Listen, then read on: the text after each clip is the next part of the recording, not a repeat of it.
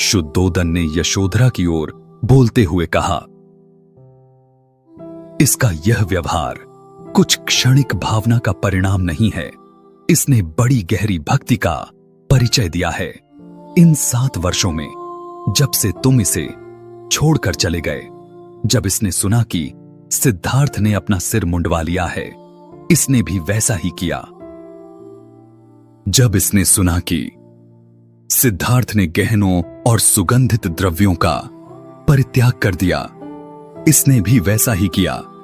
और जब इसने सुना कि सिद्धार्थ एकाहारी हो गए, तब से यह भी मृत्तिका पात्र में एक ही बार आहार ग्रहण करने लगी। यदि यह क्षणिक भावुकता नहीं है, तो यह सब इसके साहस की ही परिचायक है।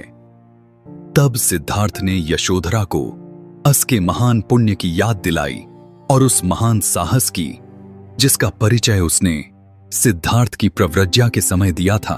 उन्होंने कहा कि जब वे बोधिसत्व की अवस्था में बुद्धत्व प्राप्त करने के लिए प्रयत्नशील थे, उस समय उसकी पवित्रता, उसकी कोमलता तथा उसकी भक्ति ही उनका सबसे बड़ा संबल सिद्ध हुई थी।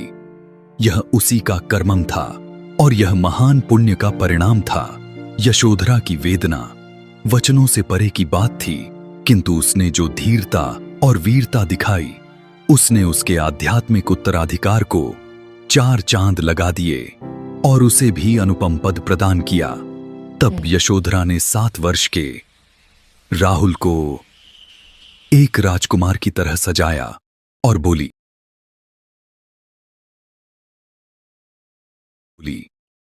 यह श्रमण जो ब्रह्मा के समान है, तुम्हारे पिता है, उनके पास अक्षय निधि है जिसे मैंने अभी तक नहीं देखा है। उनके पास जा और वह अक्षय निधि मांग, क्योंकि वह तेरा उत्तराधिकार है। मेरा पिता कौन है? मैं तो एक बाबा शुद्धोदन को ही पिता जानता हूँ। यशोधरा ने बच्चे को गोद में लिया और खिड़की में से दिखाया।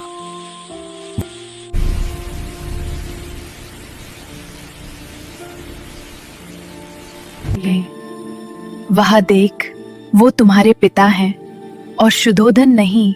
उस समय तथागत भिक्षु संघ के बीच बैठे भिक्षा ग्रहण कर रहे थे।